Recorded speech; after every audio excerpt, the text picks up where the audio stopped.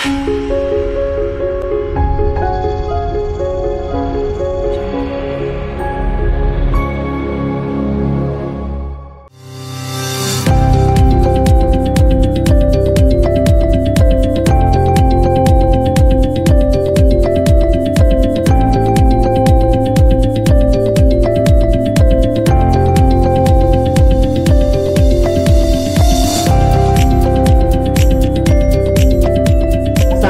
warahmatullahi wabarakatuh. Om Swastiastu. Namo Buddhaya. Salam kebajikan. Salam sejahtera untuk kita semua. Yang terhormat Bapak Insinyur Cornelis Wadu MSI selaku Kepala Pelaksana BPBD Provinsi Nusa Tenggara Timur. Yang saya hormati Ibu R.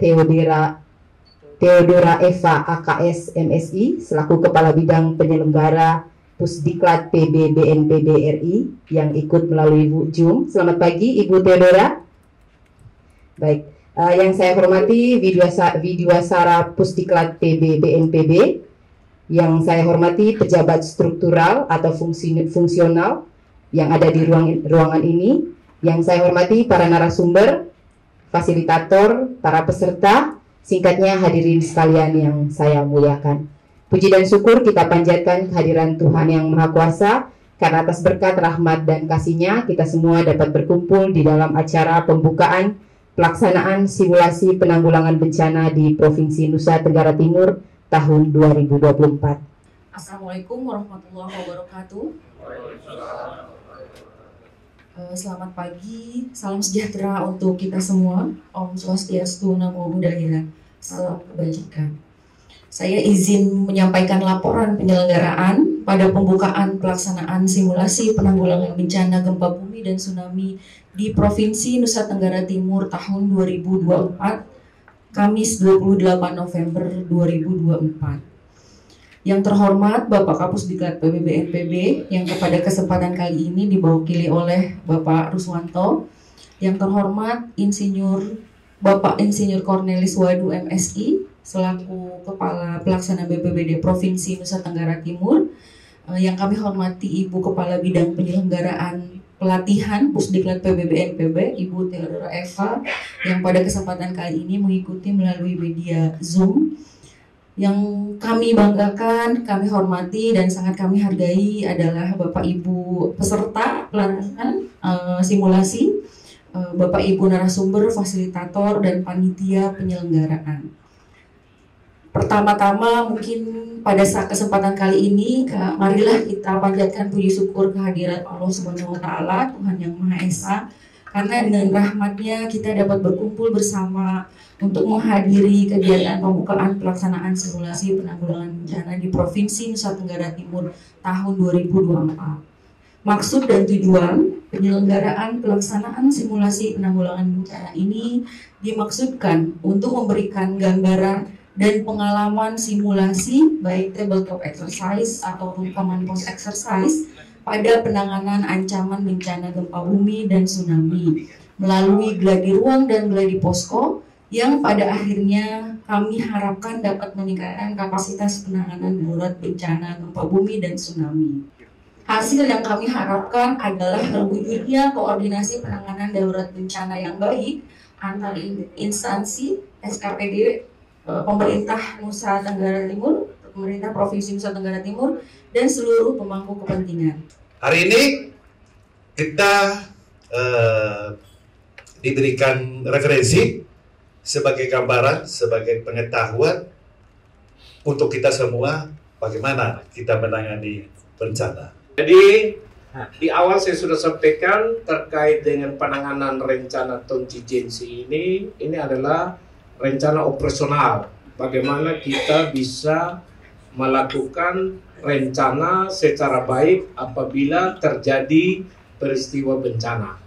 Saya masuk BPBD, saya ternyata pelajari jenis-jenis bencana, kemudian bagaimana strategi perencanaan, strategi pelaksanaan, dan strategi mengevaluasi hasil kerja kita. Ada satu bencana yang merusak tatanan untuk penyelesaian dari perencanaan, pelaksanaan, bahkan evaluasi, yaitu bencana mindset. Dan kawan-kawan BPBD bingung juga, saya bilang seperti itu. Kenapa? Karena mindset itu membentuk Anda kerangka berpikir, rekonstruksi cara berpikir yang secara ideal dituangkan dalam perencanaan secara baik untuk dilaksanakan dan dievaluasi sudah sejauh mana. Karena itu saya harapkan tim yang ada dikolaborasikan supaya penanganan rencana kontingensi ini jangan sampai dirusakin karena mindset. Walaupun ada 4 pilar di Republik kita, dari Pancasila, Undang-Undang Dasar Bhinneka Tunggal Ika, dan NKRI harga mati. Momentum hari ini kita ingin bicara tentang bagaimana rencana kontingensi dalam mengantisipasi bencana gempa berpotensi tsunami. Jadi gempa bumi itu ada yang akibat aktivitas tektonik, vulkanik, ledakan nuklir, dan reruntuhan lokal. Kemudian BMKG lebih terfokus pada aktivitas tektonik karena ini yang sangat berbahaya karena getaran dan kerusakannya bisa sangat merusak.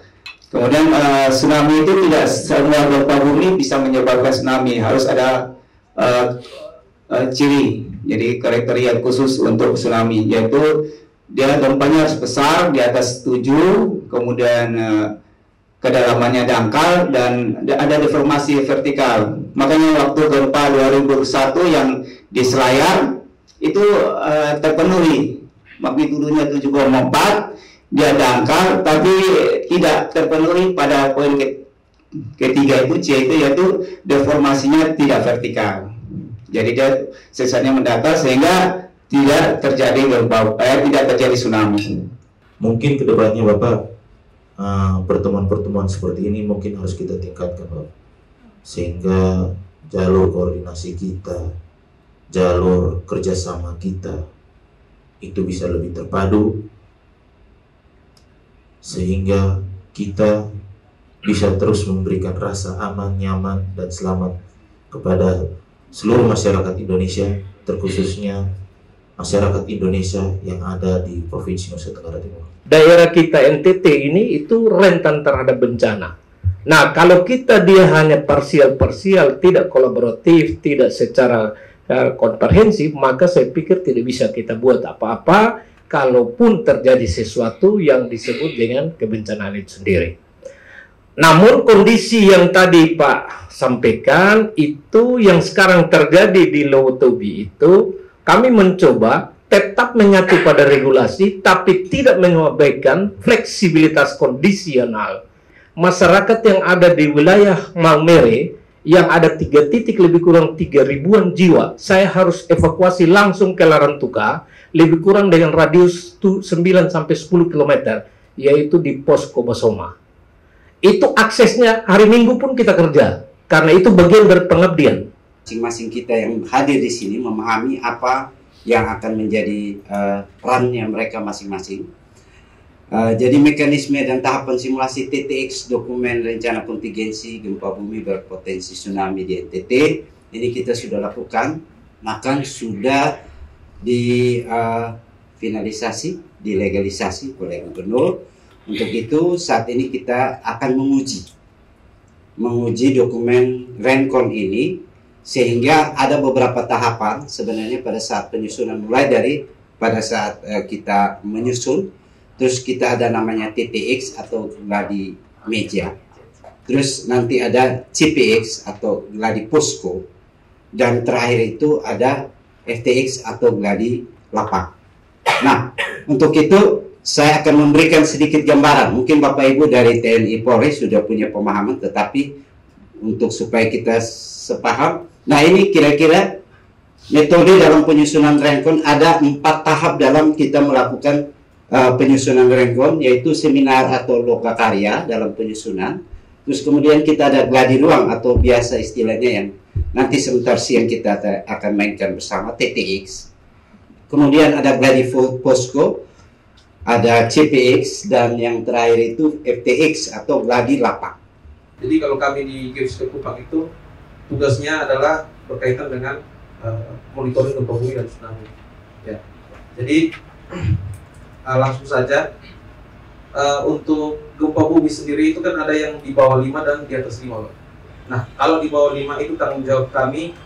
Kalau gempanya itu kejadian di NTT, di bawah 5 itu tanggung jawab kami Stasiun Geofisika Kupang untuk memberikan informasi dan analisis kami seperti apa. Nah, dari gempa di bawah 5 ini tidak memasuki tidak berpotensi tsunami. Tapi kalau misalnya berpotensi tsunami, itu tugas dan tanggung jawabnya itu masuk ke kantor pusat kami di INATWS.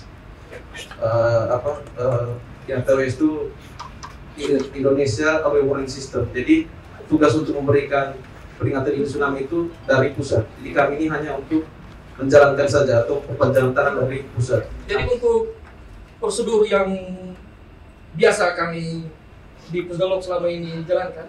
Jadi contoh gempa bumi yang tadi Bapak sampaikan, apabila gempa bumi contohnya dia ada gempa bumi dirasakan dan tidak dirasakan.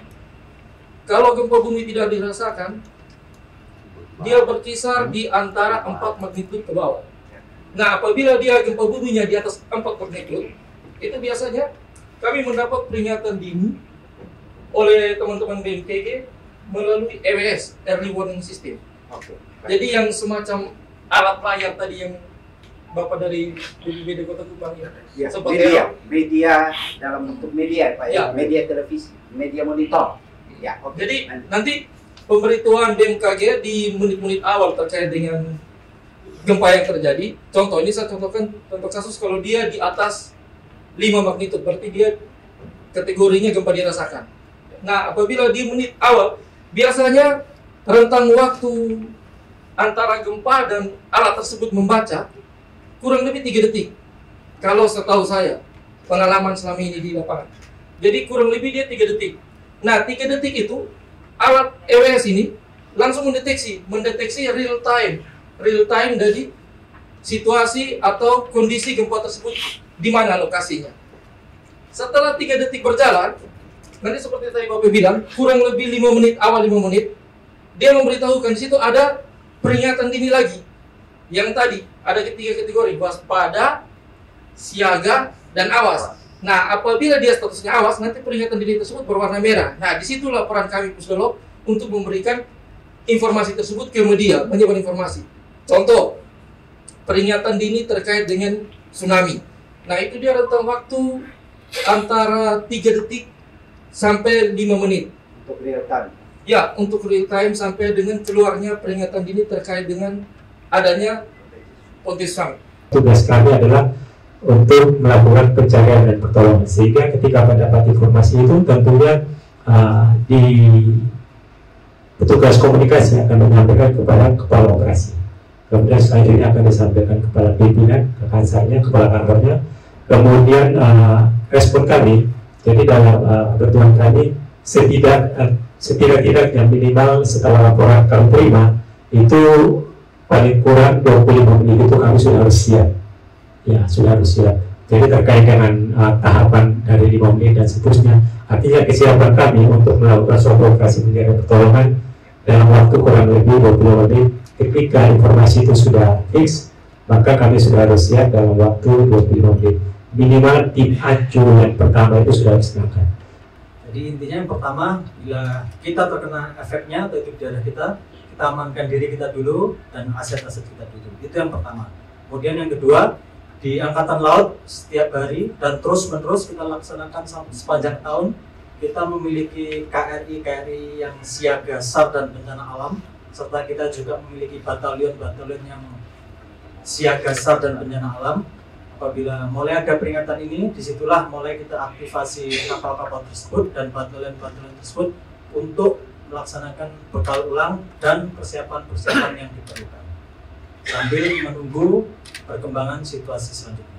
Nah, untuk konteks gempa bumi berpotensi tsunami, kalau dilihat dari teknisnya, kriterianya kira-kira harus seperti apa untuk dinyatakan bahwa kita tidak tanggap darurat lagi atau kita sudah normal atau kita butuh perpanjangan? Silakan Pak Billy. Jadi untuk gempa bumi berpotensi tsunami itu yang kita ketahui bersama bahwa ada parameternya. Nah, karena gempa bumi ini dia tuh bersifatnya, kalau gempa besar Ibu ya, dia tuh bersifatnya untuk mengumpulkan energi. Jadi dalam suatu sumber gempa itu dia tuh ada istilahnya energi yang terkumpul. Semakin besar energi yang tidak terlepas, maka semakin besar energi yang akan dikeluarkan. Jadi ketika energi yang sudah dilepas itu, dia akan terlepas terus sampai menuju ke kesetimbangan. Artinya masih ada potensi gempa bumi susulan. Nah, gempa bumi susulan ini kita tidak tahu apakah dia semakin mungkin parameternya itu kan pasti akan, kalau misalnya gempa utamanya itu 7 koma, pasti dia akan terlepas lagi sampai kekuatan gempanya itu mungkin sampai di 2 koma. Nah, rangkaian terlepasnya energi ini terus kita pantau sampai energi yang terlepas itu sudah habis. Nah, kita tidak tahu apakah tsunami ini yang terjadi, misalnya yang terlepas itu mungkin dia di bawah 7 tetapi berpotensi tsunami, akan kami keluarkan lagi peringatan dini tsunami. Tetapi untuk gempa bumi merusaknya yang akibat dari gempa bumi utama itu, kita belum bisa kasihkan informasi ke masyarakat untuk kembali ke rumah karena masih energi yang terlepas itu masih bisa. Mudah-mudahan masih bisa ditangkap dengan maksud saya. Situasinya masih mengancam. Iya, jadi itu bisa dilihat ya Kak ya. Ada potensi untuk tsunami susulan itu bisa diprediksi. Tidak bisa. Tapi ada potensi. Oke, ada potensi untuk terulang ya. Tapi potensinya berapa lama bisa ditentukan atau belum juga? Sulit ya. Oke, kita kembali ke Pak ini. Jadi memang gempa bumi tsunami itu tidak bisa diprediksi. Gempa buminya bisa diprediksi, tapi gempa buminya tidak bisa diprediksi, sedangkan tsunami-nya bisa. Nah, kalau misalnya di rangkaian pelepasan energi yang dari gempa bumi utama yang menyebabkan tsunami itu, misalnya di tengah-tengah pelepasan energi selanjutnya gempa susulan itu, ada lagi kriteria memenuhi syarat untuk jadi tsunami, kita akan keluarkan lagi peringatan dini tsunami.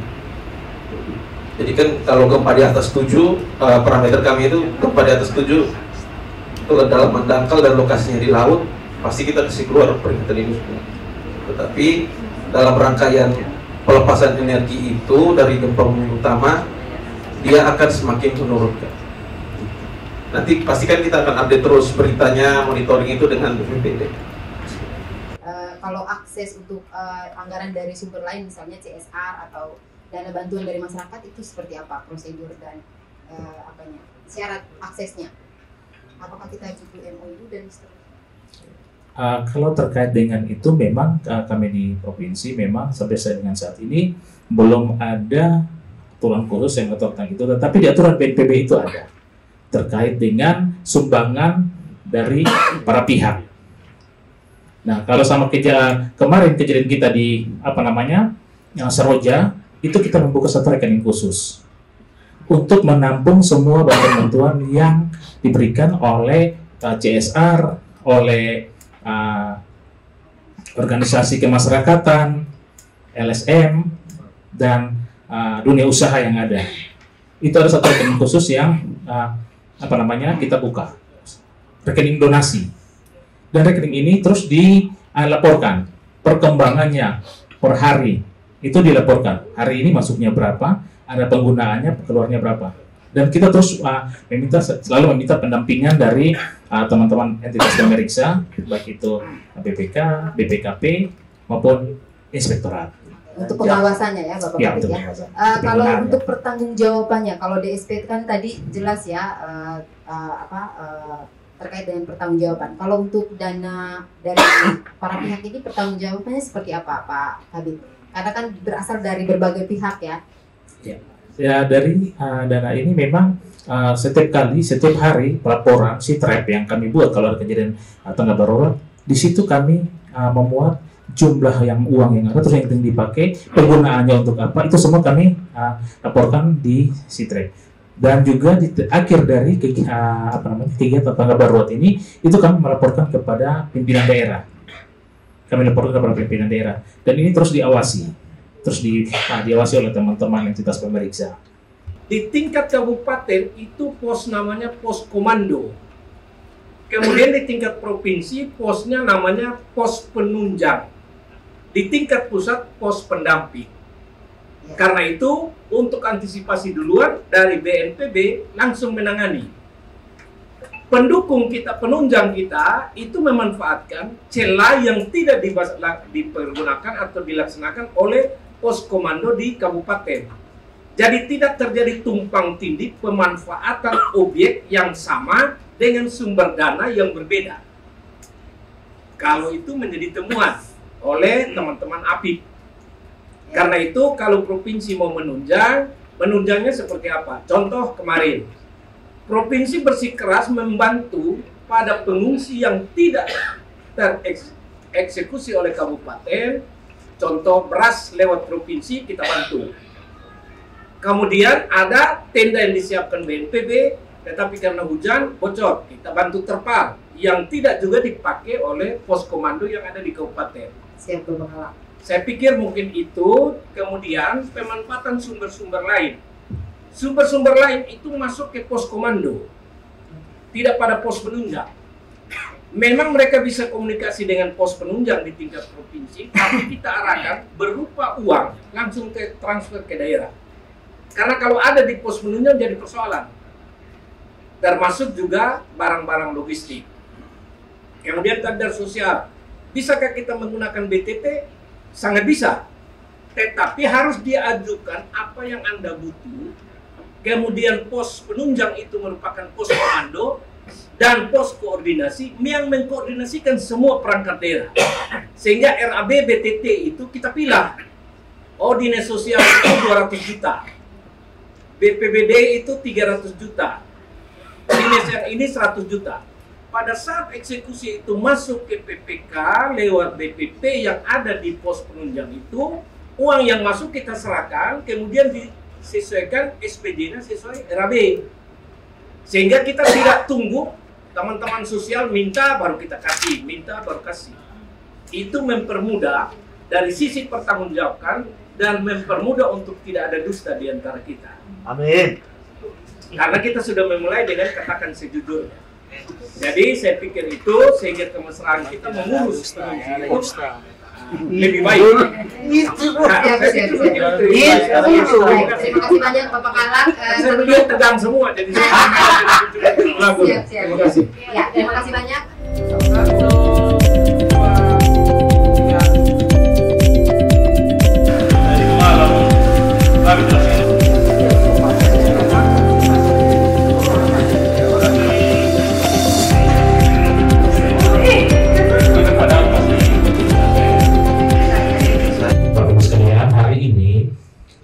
Kita akan mengimplementasikan apa yang sudah kemarin Bapak Ibu ikuti. Ada beberapa sesi, mungkin ada sekitar 3 sesi.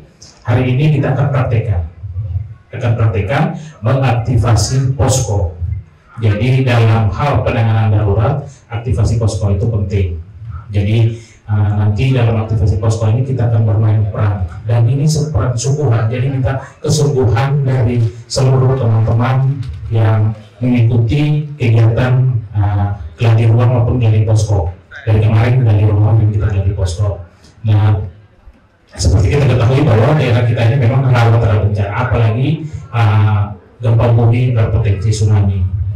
Apalagi di bagian Kota Kupang ini, mungkin hari ini kita geladi posko terkait dengan simulasi gempa bumi berpotensi tsunami di daerah Kota Kupang. Nah, ini di pesisir Kota Kupang ini memang sangat rawan terhadap gempa bumi dan berpotensi tsunami. Oleh karena itu, hari ini kita akan aktivasi posko terkait penanganan darurat. Ini tujuannya untuk kita mengkoordinasikan semua sumber daya dalam respon cepat terhadap situasi darurat nanti. Kita akan bermain, jadi semua sumber daya yang ada pada Bapak Ibu hari ini kita curahkan di sini supaya kita bisa petakan manakala kejadian itu terjadi. Ya, kita berdoa bersama supaya kejadian itu tidak terjadi. Tapi kalau kejadian itu terjadi, maka kita sudah tahu siapa buat apa, melakukan apa. Hari ini kita buat.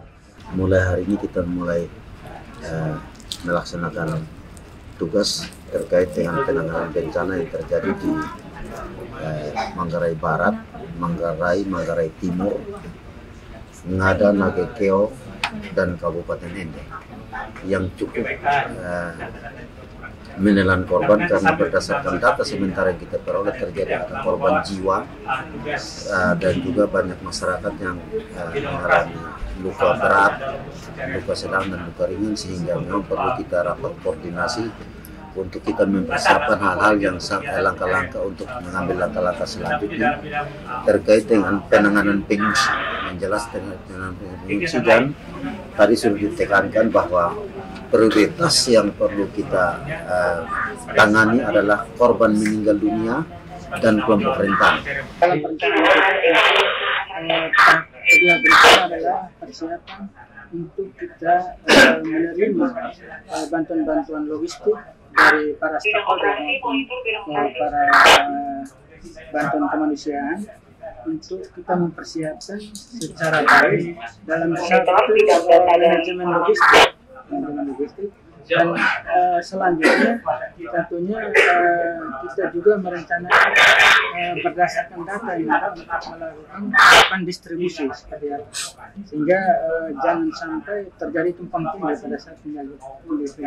Tim kerja cepat yang dimana untuk pelaksanaan teks di lapangan terkait dengan penyelamatan, kami tetap mendukung dan tetap mensupport bersama-sama dengan Bapak saudara sekalian yang ada di lapangan.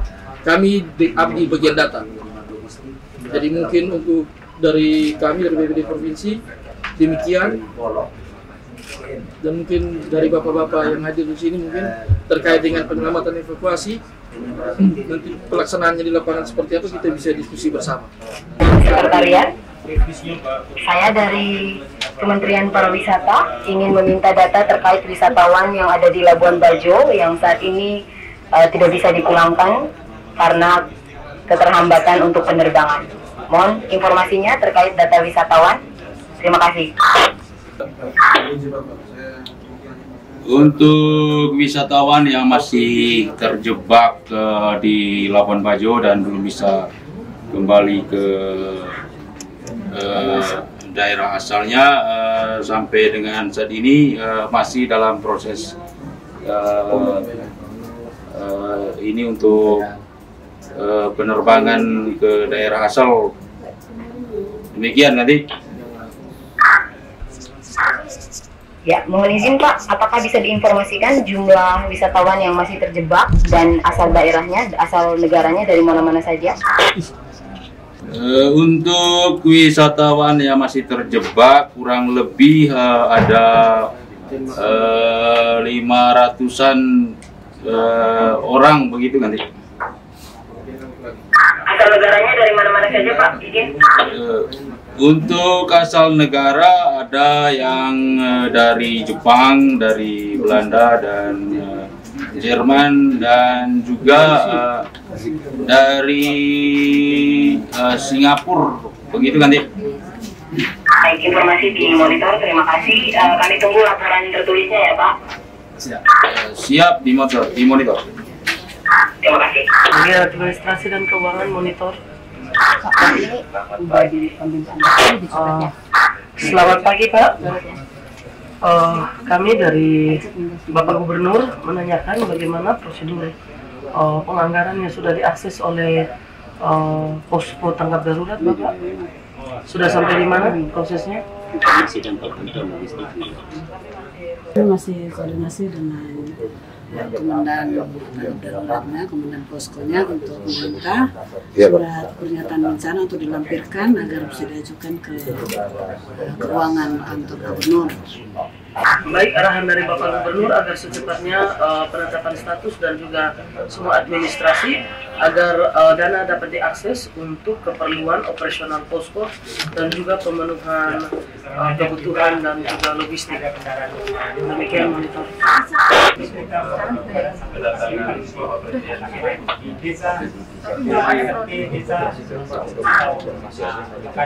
Oke, di monitor Pak. Nanti untuk informasinya kami tunggu ya Pak ya, untuk bisa ditayangkan di berita sore hari ini. Terima kasih.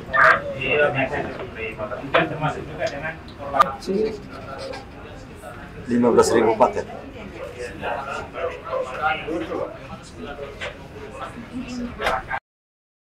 Berdasarkan informasi dari BMKG yang sampai kepada Pusdalop dan sudah disimulasikan kepada seluruh masyarakat.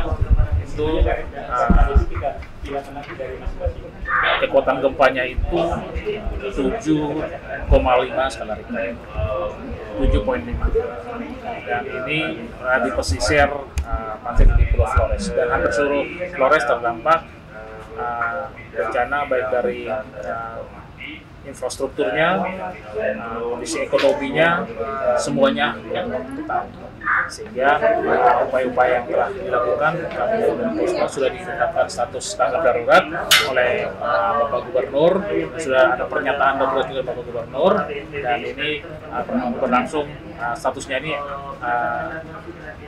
selama 14 hari ke depan. Nanti kami melihat situasi dan kondisi lapangan jika lagi mungkin seharusnya akan kami minta rekomendasi untuk Bapak Gubernur untuk memperpanjang status ini. Dan upaya-upaya yang telah dilakukan, kami terus membangun koordinasi dengan posko-posko lapangan yang ada di setiap kabupaten.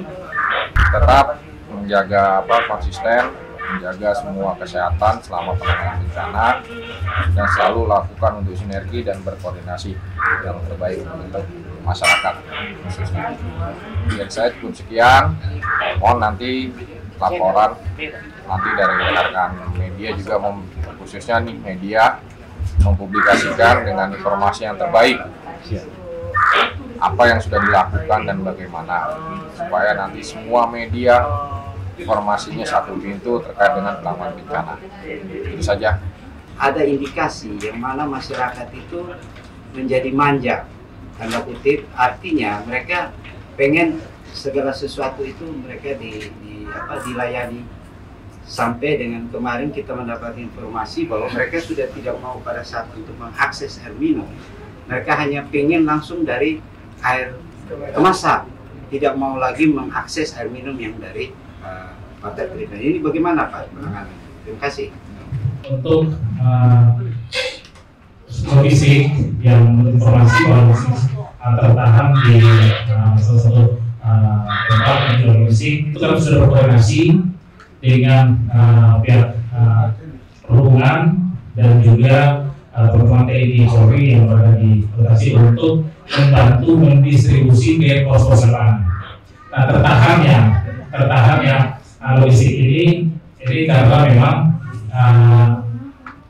dukungan sarana transportasi dalam hal itu distribusi ini memang agak kurang, sehingga kami sudah berkoordinasi dengan pihak TNI Polri dan juga ada dunia usaha yang punya truk di lokasi, itu kami sudah berkoordinasi sehingga lewat dukungan dunia usaha, lewat forum PRB itu mereka sudah mendukung, sehingga logistik yang ada itu sudah terdistribusi dengan baik ke pos-pos lapangan yang ada. Mungkin kita berkoordinasi. Terus yang berikut terkait dengan keluhan pengungsi yang mana mereka hanya ingin meminum air mineral, itu kami sudah mengedukasi lewat kami bersama dengan subklaster AMPL, air minum dan penyediaan lingkungan, untuk memberikan edukasi kepada masyarakat atau masyarakat bahwa air yang ada di water treatment yang ada itu sudah higienis, dan kami terus berkoordinasi dengan Balai Besar Laboratorium yang ada di Surabaya untuk segera mengirim tenaga untuk meyakinkan lagi pengungsi dengan mengambil sampel air yang ada untuk diuji di lab, dan hasilnya itu akan kami akan mengumumkan kepada masyarakat terdampak sehingga mengurangi kecemasan mereka terkait dengan air minum atau peringatan Tuhan yang ada. Saya Yusta dari SCTV. Saya mau konfirmasi terkait dengan berita-berita yang saat ini beredar di media sosial bahwa BNPB dan BPBD itu memberikan bantuan logistik yang sudah kadaluarsa. Nah, ini bagaimana Pak penjelasannya? Lalu seperti apa pemenuhan kebutuhan dasar di pos-pos pengungsian? Apakah sudah tercukupi atau seperti apa? Informasi yang itu memang karena dapat kami sampaikan bahwa kita pengetahuan masyarakat yang mungkin sangat kurang, sehingga ketika mereka melihat bantuan logistik yang ada ini, nah di situ ada tertera tanggal pembuatannya, terus tanggal expirednya. Nah ini yang kurangnya edukasi kepada mereka, sehingga mereka ketika melihat itu bahwa sebenarnya itu tanggal pembuatan, tanggal produksi, tetapi pemahaman mereka bahwa itu tanggal expired, karena yang biasa mereka tahu itu hanya expirednya. Tapi tanggal produksi itu kadang-kadang pada berbagai kemasan itu mereka tidak mencantumkan tanggal produksi, mereka hanya mencantumkan tanggal expired. Baik, Bapak Ibu sekalian, saya masih penasaran dengan soal mereka ini sekarang tidak ada. Apakah mereka masih layak kembali ke rumah mereka? Notabilis tsunami itu saat ini masih bisa kembali ke rumah mereka masing-masing atau bagaimana? Saya minta komentar dulu dengan pengungsian atau tidak, apa masih layak kembali ke rumah yang notabene terlalu tsunami? Ini kawanan mungkin bisa. Terima kasih Pak Gubernur juga menyampaikan terkait pengusulan kegiatannya. Itu sebagian besar karena mereka tidak bisa kembali ke organisasi karena mereka terdampak tsunami di negara baru. Ini sedang diberikan untuk berkomunikasi dengan lokasi. Sedangkan bagi yang bermain musim tsunami itu sangat mudah kembali. Jadi sebenarnya secara dalam pandangan tingkat benar-benar mereka informasi. Baik, terima kasih. Tetap nanti mengacu pada data dan bencana data informasi dari sampainya. Ya, pada prinsipnya soal masa darurat berakhir dan kita masuk di masa pemulihan. Jadi masih berlanjut.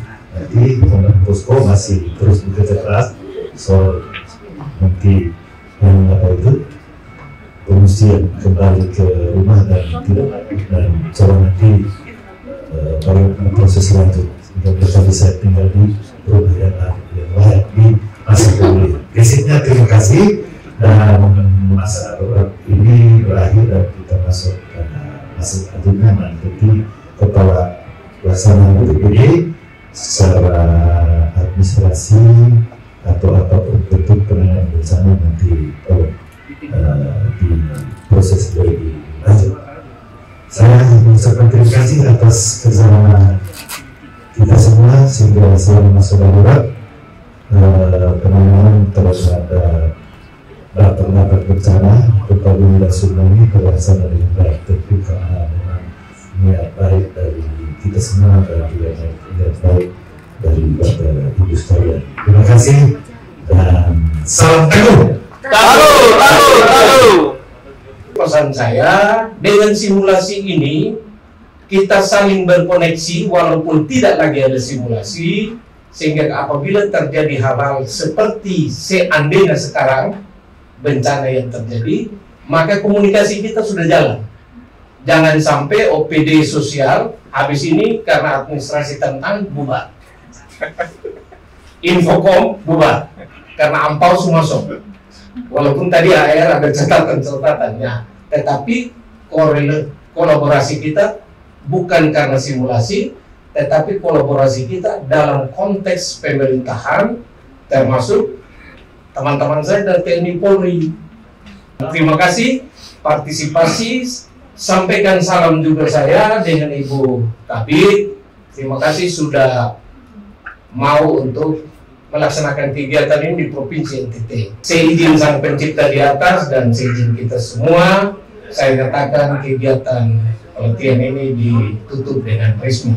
Sekian dan terima kasih, Tuhan memberkati kita. Terima kasih. 1, 2, 3 lagi. 1, 2, 3. 1, 2, 3.